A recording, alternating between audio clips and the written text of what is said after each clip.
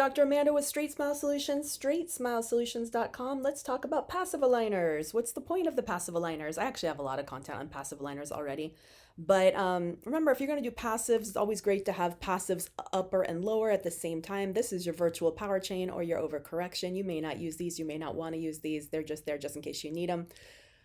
These are your active aligners. So passives are nice to have at the end. I mean, they're not going to go on there unless you ask for them. And sometimes if I'm working with you on a case, I'll remind you to ask for them and you might not use them. And if you do a refinement, you're not going to use them on that setup. So it's not critical if you don't have them, but they are kind of nice. Why? Because you can do lots of things. Like you could take the attachments off and just let the patient wear them. You know, it's almost like a settling, not a settling because you can't settle because it's covering, but it almost allows the patient to see what it's going to be like in retainers. No, it doesn't hold like a retainer. No, it can't be a retainer because it's a different type of plastic and it's not as firm. But it's something intermediate between actively moving teeth and going into retention, which is a lot more firm.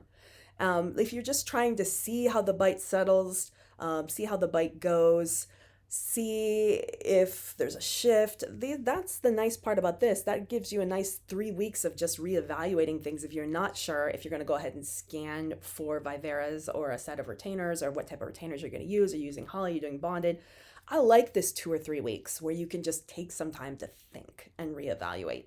So a lot of people will get to 30. If it looks good, they either will leave the attachments on and try the passives, or they'll take the attachments off and try the passives, and then they'll decide at this stage, let's check the contacts. Do we have open contacts?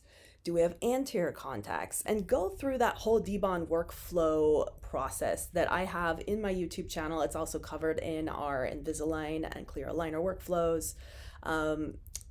We also have it for free in our YouTube channel if you want to search for debond workflow. If you can't find it, shoot me an email and I'll send it to you. info@straightsmilesolutions.com. It's free, right? So what's wrong with it?